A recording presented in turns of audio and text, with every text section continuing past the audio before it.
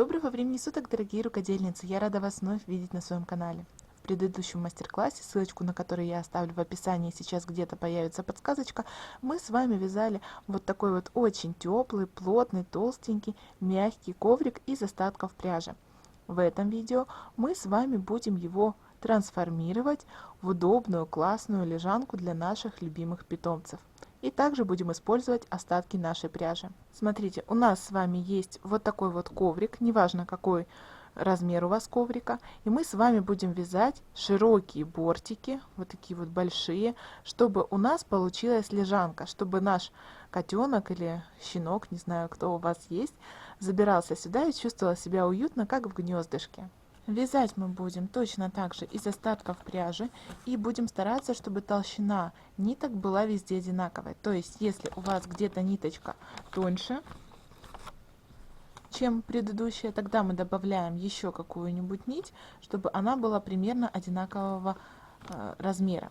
И крючок, соответственно, мы подбираем с вами под самую толстую ниточку нашу. Итак, начинаем вязание нашего бортика с цепочки из воздушных петель.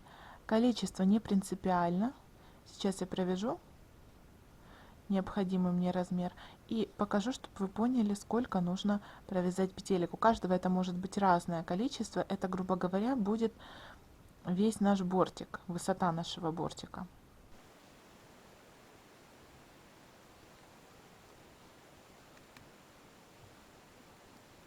Вот смотрите, мне достаточно вот такой вот высоты. То есть, когда это вот будет высота нашего бортика. То есть, когда мы с вами набьем наш бортик наполнителем, он будет вот такой высоты.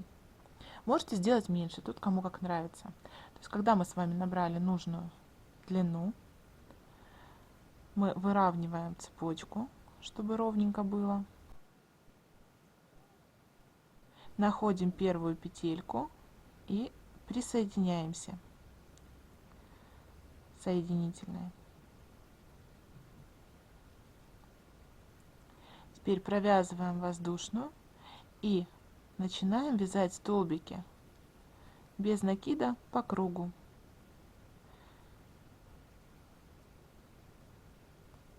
Нигде ничего не прибавляя и не убавляя.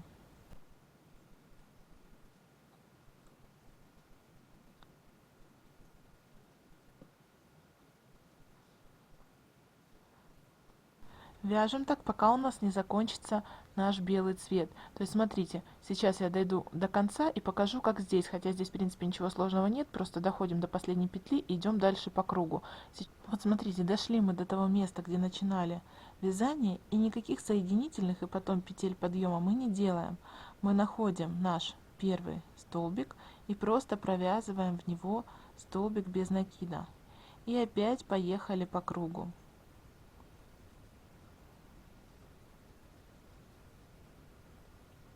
И по такому принципу мы будем вязать постоянно. Сейчас я покажу, как мы будем менять цвет. Хотя, если вы видели предыдущие видео, то принцип там будет точно таким же. Смотрите, очень важный момент, чтобы начало вязания и последние наши ряды, когда мы будем заканчивать, были связаны одним и тем же цветом. Тогда будет не так видно соединение.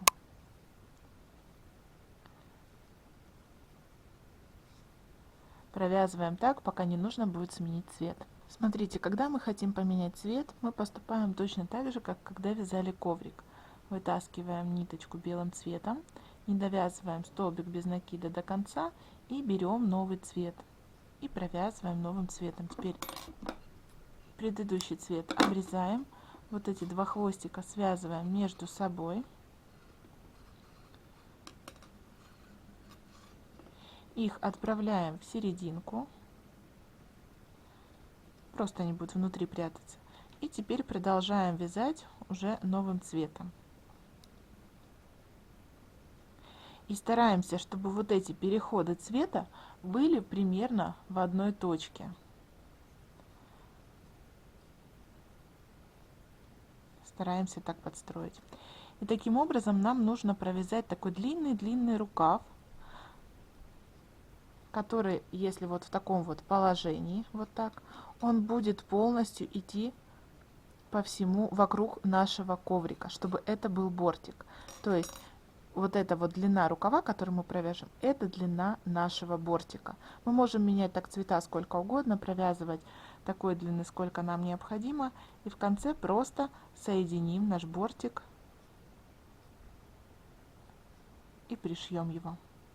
Итак, вот что у меня получилось. Я связала вот такой вот длинный-длинный рукав, который по обхвату полностью, если я его сложу вот так одной стороной и второй, вот так вот, он по обхвату будет полностью равен размеру моей сидушечки, в данном случае лежаночки. И как я вам говорила, что конец ряда я провяжу таким же цветом, как вязала начало.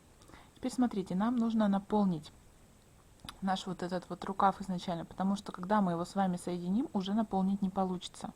Смотрите, чтобы с одной стороны у нас не выпадал наш наполнитель, нам нужно чем-нибудь, либо здесь можно прищепками, либо какими-нибудь булавками закрыть. Я делаю проще, я вот так вот прокалываю крючком. Все, вот таким образом. И теперь можно наполнять наш рукав. У меня для наполнения будет использоваться вот такой вот поролон, но при желании можно использовать другие наполнители. Тут все, что у вас есть под рукой. Набиваем хорошенько и будем потом соединять вот этот край.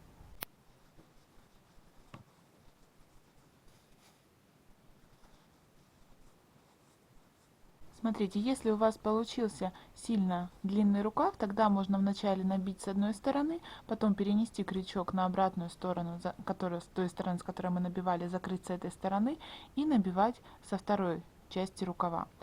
Когда мы с вами наполнили все, теперь нам нужно соединить вот эти вот две части. Мне кажется, это самый неудобный момент, потому что наполнитель может где-то выпадать, особенно если вот как у меня мелкий поролон. Но тем не менее, можно либо просто сшить обычной иглой, той же ниточкой, которую мы завершали и начинали вязание, а можно соединить крючком. Я буду это делать крючком. Беру ниточку, провязываю одну воздушную и ее затягиваю, чтобы получился узелок. Теперь складываю, как вот у меня будет соединяться наше изделие, и нахожу вот петельку с одной стороны. Провязываю сюда соединительную. Теперь нахожу с обратной стороны петлю и также вяжу соединительную. Вновь, я надеюсь, что вам видно, просто, к сожалению, большая деталь, очень неудобно. Теперь нахожу опять, вот смотрите, следующая петля, я сюда провязываю соединительную. И теперь в следующую петельку также вяжу с обратной стороны, вот здесь. Также вяжу соединительную. Опять перехожу на одну сторону соединительную и на другую сторону. И вот по такому принципу я соединяю полностью по кругу. Смотрите, это вот один способ соединения. А можно соединить, здесь будет видна такая небольшая бороздка, волна. А можно соединить так, чтобы было вообще ничего не видно. То есть мы с вами провязываем воздушную петлю, затягиваем ее, находим петельку. Точно так же, как в предыдущем способе, соединительной мы присоединились. И теперь с обратной стороны цепляем соединительную. Теперь с одной половинки цепляем соединительную и с другой половинки, вернее не соединительную, а петельку, и с другой стороны соединительной присоединяемся. Опять раз петелька, 2 соединительная, раз петелька, 2 и соединительная. Тогда будет вот такой вот шовчик, видите? Выбирайте, какой вам больше нравится, либо же просто сшивайте иголкой. Вот что у меня получилось, и сейчас мне осталось только пришить вот этот вот ободок к сердцевинке. Пришивать буду по тому же принципу, как и сшивала вот эту вот внутреннюю спираль. Если вы не видели этот мастер-класс, тогда перейдите, пожалуйста, по ссылочке в описании, там будет ссылка именно на этот мастер-класс, посмотрите, как это делается. То есть я буду цепляться за стеночку здесь и за стеночку здесь, и вот так вот пришью по всему кругу. На этом мой мастер-класс подошел к концу. Если он вам понравился, тогда ставьте ваши лайки, пишите комментарии и не забудьте подписаться на канал, если вы этого еще не сделали. Ну а я с вами прощаюсь, до новых встреч, пока-пока.